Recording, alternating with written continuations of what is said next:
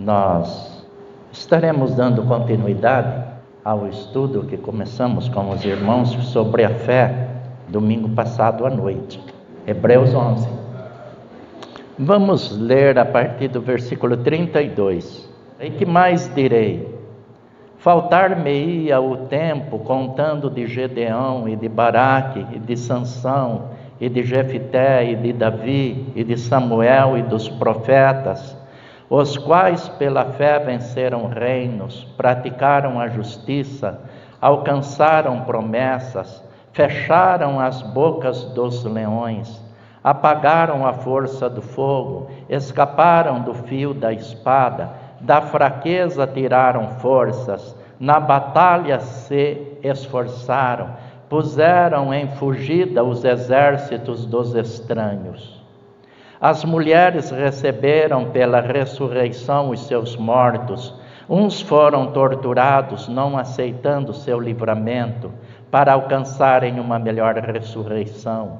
E outros experimentaram escárnios e açoites, e até cadeias, ou seja, algemas e prisões. Foram apedrejados, cerrados, tentados, mortos ao fio da espada, andaram vestidos de peles de ovelhas e de cabras, desamparados, aflitos e maltratados, dos quais o mundo não era digno, errantes pelos desertos e montes e pelas covas e cavernas da terra, juntos. E todos estes, tendo tido testemunho pela fé, não alcançaram a promessa, provendo Deus alguma coisa melhor a nosso respeito, para que eles sem nós não fossem aperfeiçoados. Amém? Que Deus esteja falando aos nossos corações através desta bendita palavra. No domingo passado nós fizemos a observação, especialmente no versículo 37,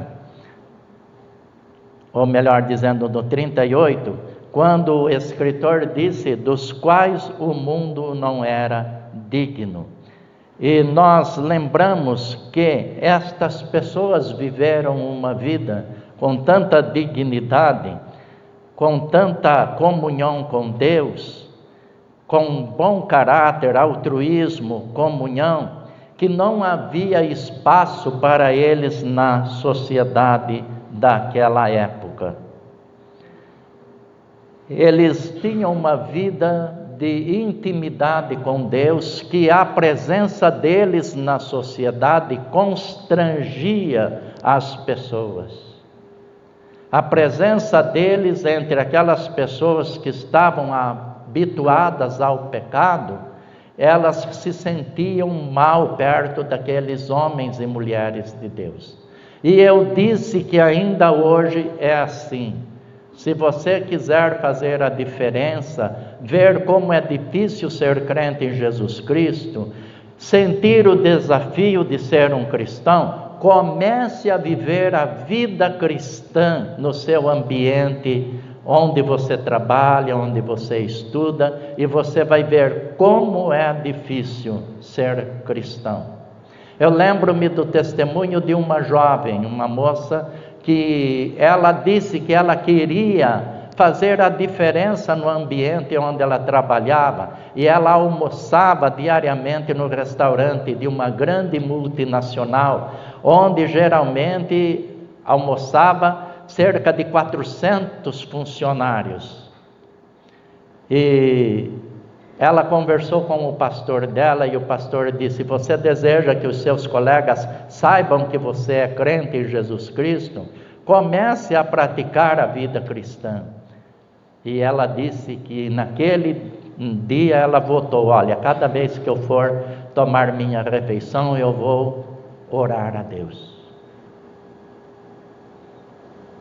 E lá no restaurante, diante de todos, ela pegou a bandeja dela, foi para a mesa, e aí ela orou a Deus, antes de tomar a refeição.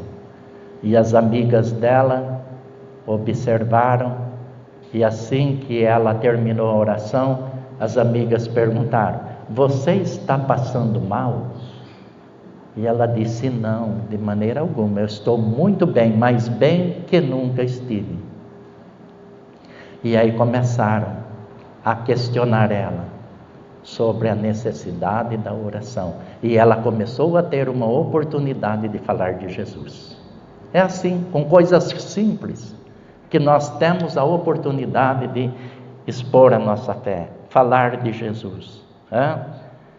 E a Bíblia diz, meus queridos, que aquelas pessoas, o mundo não era digno da presença delas. Por inveja mataram Jesus, por inveja venderam José como escravo para o Egito, porque seus irmãos o invejavam. O bom caráter incomoda as pessoas que estão vivendo uma vida de prazer no pecado. Mas os versos 39 e 40 diz assim: e todos estes, tendo tido testemunho pela fé, não alcançaram a promessa. E aí nós perguntamos: que promessa? A promessa da chegada do reino de nosso Senhor Jesus Cristo. Lá em Marcos 14, eu volto a citar este texto bíblico, porque ele é oportuno neste momento. E o Senhor chegou na região da Galiléia, dizendo: o tempo está cumprido e o reino de Deus está próximo, arrependei-vos e crede no Evangelho. Jesus Cristo, Ele trouxe para nós o reino de Deus. No versículo 14 de Marcos 1, diz: e depois que João Batista foi entregue à prisão, veio Jesus para Galiléia, pregando o evangelho do reino de Deus. Então Jesus é o reino de Deus em pessoa. Jesus Cristo representa, simboliza, Ele é este reino de Deus que os irmãos do Antigo Testamento não viram, mas eles creram. E eu disse que Jesus é, por excelência, o ápice da história. Aqueles irmãos que viveram pela fé no Jesus Cristo que havia de vir. E nós hoje vivemos pela fé no Jesus Cristo que já veio. E toda a história está centralizada em nosso Senhor Jesus Cristo. Na antiga aliança, consistia que haviam de guardar os mandamentos, e quando estes eram transgredidos e as pessoas sentiam o peso dos seus pecados, elas procuravam o sacerdote, confessavam os seus pecados e o sacerdote determinava o sacrifício. Agora, na nova aliança, agora no Novo Testamento, nós não precisamos mais procurar o sacerdote para contar os nossos pecados, relatar as nossas faltas, porque nós podemos ir diretos a Deus, no nome santo de Jesus Cristo, o nosso sumo sacerdote. E não precisamos mais ouvir nenhuma sentença de como devemos realizar o sacrifício, oferecer o sacrifício a Deus, porque o nosso sumo sacerdote é o sacrifício vivo, porque ele morreu, mas ele ressuscitou, Jesus Cristo. E nós então, confiados no seu sacrifício, agora temos paz com Deus. Sendo, pois, justificados pela fé em Jesus Cristo. Era esta a mensagem que o escritor de Hebreus desejava que aqueles irmãos, agora da nova aliança, agora crendo no Senhor Jesus Cristo, que eles entendessem, porque havia os judaizantes que desejavam, que queriam que eles retrocedessem para o judaísmo, mas agora eles estavam seguindo Jesus Cristo e eles precisavam perseverar na fé. Deus cumpriu o projeto. Deus tinha, desde quando o homem pecou, Ele anunciou o projeto da descendência da mulher enviar um Salvador. E Ele mandou Jesus. E Paulo, escrevendo aos cristãos da Galácia, diz que na plenitude dos tempos Jesus nasceu. E quando lemos a Bíblia, em João 19:30, a Bíblia diz que Jesus no topo da cruz disse: está consumado. Isto significa o projeto da salvação para todos os homens, para todas as pessoas na face da terra. O projeto da salvação está pronto, está consumado. Não precisamos mais estar questionando, perguntando o que eu preciso fazer para ser salvo. Nós precisamos agora crer no Senhor Jesus Cristo. E a Bíblia está repleta de passagens que nos orienta a crermos no Senhor Jesus Cristo. A palavra de Deus é clara a respeito da salvação. Crê no Senhor Jesus Cristo e será salvo você e a sua família. Aquele que crê em mim tem a vida eterna. Está bem claro no Santo Evangelho, especialmente no Evangelho de João. Os crentes antigos não viram Jesus em pessoa, não conviveram com Ele, mas através da fé na palavra, na promessa, eles foram salvos pela fé. Nós também não vimos o Senhor Jesus Cristo pessoalmente, mas pela fé na palavra de Deus, nós temos certeza que os nossos pecados são perdoados. Agora há pouco nós cantamos: maravilhoso e sublime para mim, nunca me esquecerei. Dia glorioso em que a Cristo eu vi e o coração entreguei. Que precioso amigo Ele é, salvou-me da perdição, tirando as culpas das trevas, livrando, trazendo-me pleno perdão. Muitos irmãos não têm essa experiência de conversão. Muitos estão na igreja, não têm essa experiência, sabe por quê? Porque foram criados na igreja, foram criados no Evangelho.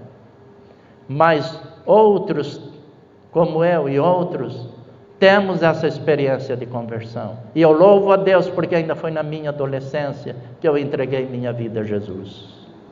Estou há 50 anos seguindo Jesus Cristo. E graças a Deus, por Ele ter me alcançado com a sua graça e com a sua misericórdia. Toda a história culmina na pessoa bendita do Senhor Jesus Cristo. E é nele que nós precisamos crer e depositar toda a nossa confiança. Ele é o centro da história da salvação. E no versículo 40, o autor da carta diz assim: provendo Deus alguma coisa melhor a nosso respeito, para que eles sem nós não fossem aperfeiçoados. Eles sem nós não foram aperfeiçoados. Sabe por quê? Porque na eternidade Deus não estará considerando os salvos da antiga aliança e os salvos da nova aliança. Deus estará considerando todos os salvos desde o início, desde Abel até o último cristão, até o último ser humano que crer no Senhor Jesus Cristo, recebê-lo como Salvador. Deus estará vendo ali o seu povo, tantos os da antiga aliança, quantos da nova aliança, tantos do Antigo Testamento, quantos do Novo Testamento. Ali na Nova Jerusalém estará o povo de Deus, independente do tempo. É isto que o escritor, ele está desejoso que os cristãos hebreus entendessem. Deus tem um povo, e desde Abel, o moço que achou graça diante de Deus, foi assassinado, até o último que crer no Senhor Jesus Cristo. Este último, como todos os demais, será parte do bendito povo de Deus espalhado, ou agora na eternidade, juntos com o Senhor para sempre. E nós precisamos conservar em nossas mentes, de maneira inteligente e mais que inteligente, sábia, esta fé. E eu quero fazer aqui uma observação. Como está a sua confiança em Deus? Como você tem confiado na palavra de Deus, nas promessas de Deus? Estes que o escritor apresentou os nomes deles para nós, eles foram homens, eles foram pessoas semelhantes a nós. Eles tinham a vida deles semelhante às nossas vidas.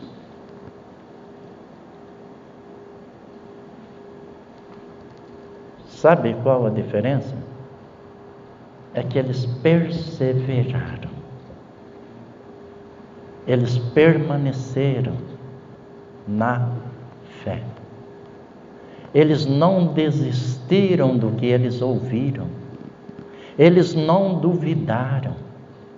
Eles creram. Eles confiaram. E eles permaneceram. E Jesus nos convida, nos aconselha na sua bendita palavra a confiarmos nele, a permanecermos nele, a não desistirmos jamais. E aí eu pergunto, como está? Qual é o seu projeto de vida espiritual? Porque materialmente você pode ter alguns projetos. Construir, casar, estudar, formar-se. Mas qual é o seu projeto de vida espiritual, de comunhão com Deus? Até quando você vai seguir Jesus? Até quando você vai permanecer seguindo Jesus? Até quando você vai permanecer servindo Jesus? É importante nós fazermos este exame, olharmos para dentro de nós mesmos.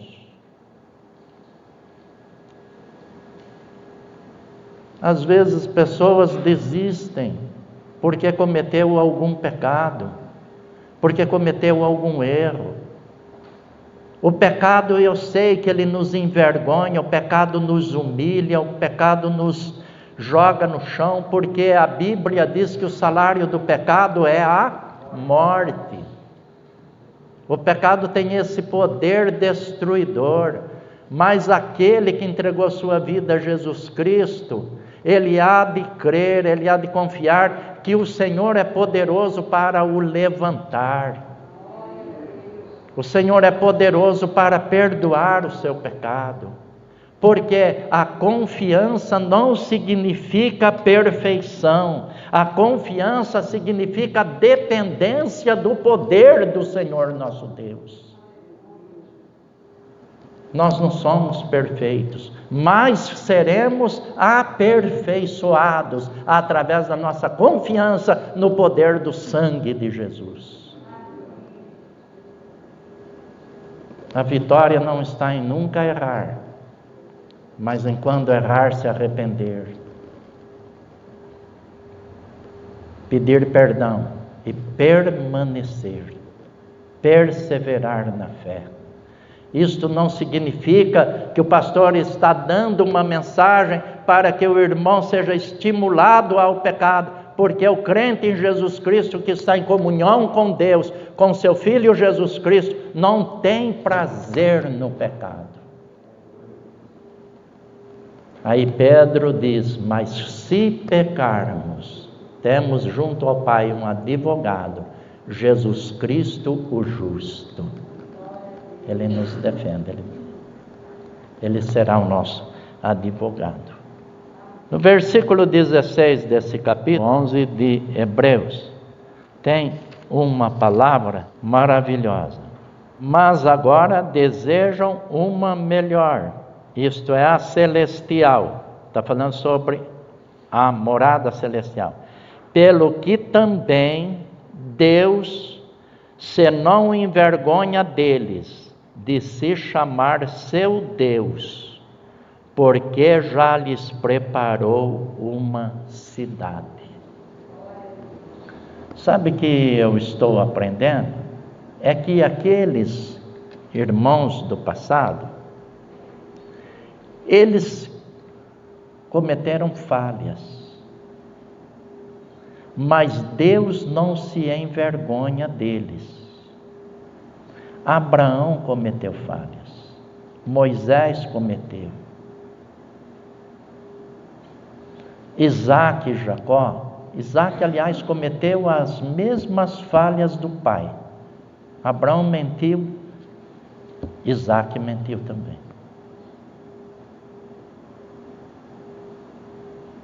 E na mesma região,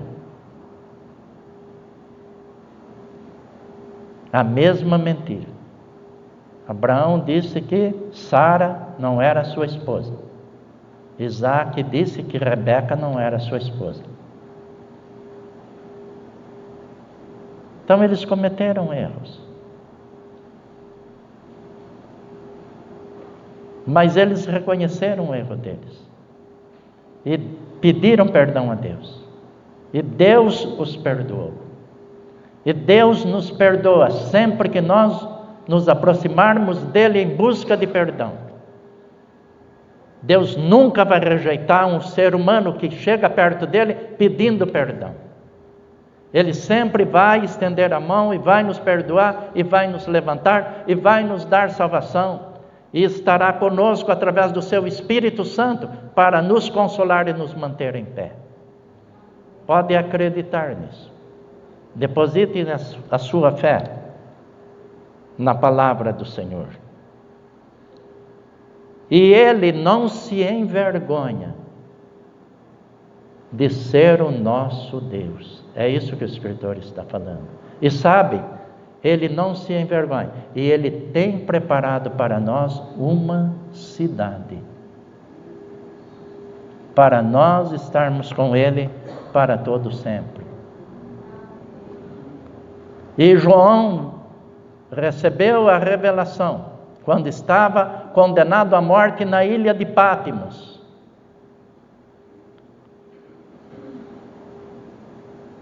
Estava condenado à morte.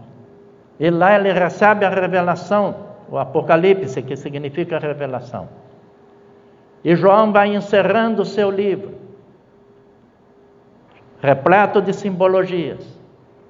Mas tem textos dentro do Apocalipse que são facílimos de entendermos. E João diz: e vi um novo céu e uma nova terra, porque já o primeiro céu e a primeira terra passaram, e o mar já não existe. E eu, João, vi a santa cidade, a nova Jerusalém, que de Deus descia do céu, enfeitada como uma esposa para o seu marido. E ouvi uma grande voz do céu que dizia: eis aqui o tabernáculo de Deus com os homens, pois com eles habitará, e eles serão o seu povo, e o mesmo Deus estará com eles e será o seu Deus. E Deus limpará de seus olhos toda lágrima, e não haverá mais morte, nem pranto, nem clamor, nem dor, porque já as primeiras coisas são passadas. E o que estava sentado sobre o trono disse: Eis que faço novas todas as coisas. E disse-me: Escreve, porque estas palavras são verdadeiras e fiéis. E disse-me mais: Está cumprido. Eu sou o Alfa e o Ômega, o princípio e o fim. A quem quer que tiver sede, de graça lhe darei da fonte da água da vida. Quem vencer herdará todas as coisas, e eu serei seu Deus, e ele será meu filho. Você quer ser um vencedor?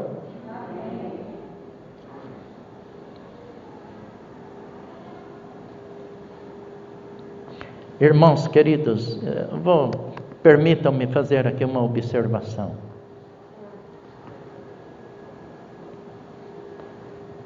Ontem nós tivemos o final de um campeonato.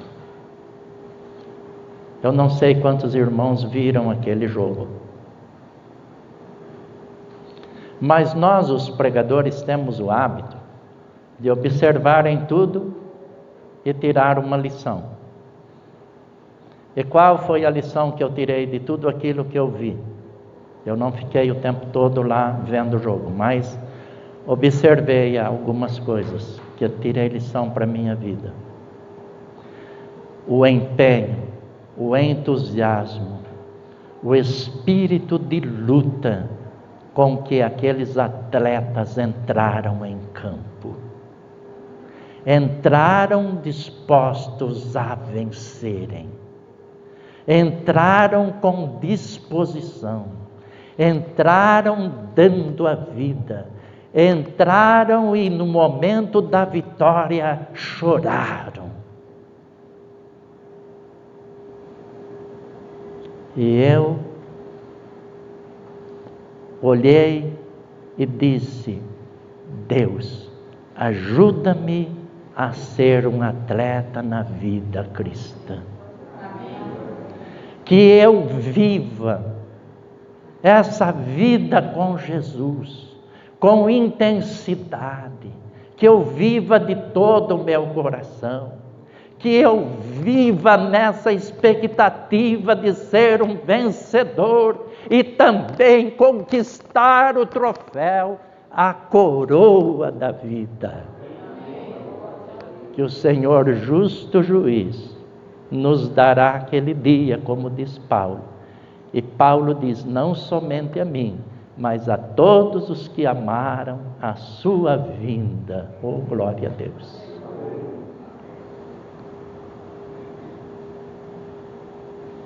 Vamos orar.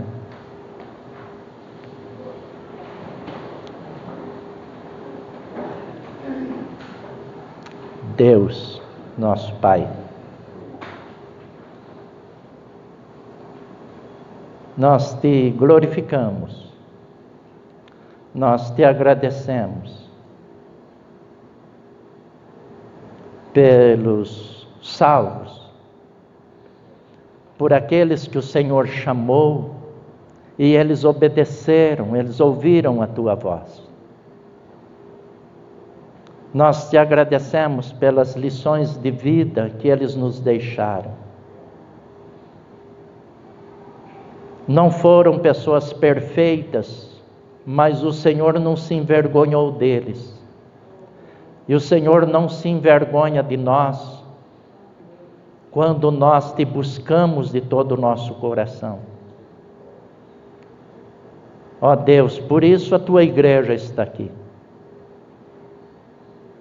E ajuda-nos, ó Deus, a permanecermos em Cristo, a dedicar toda a nossa vida a Jesus, todos os nossos dias aqui na terra, que possamos viver, ó Deus, com prazer para a tua glória.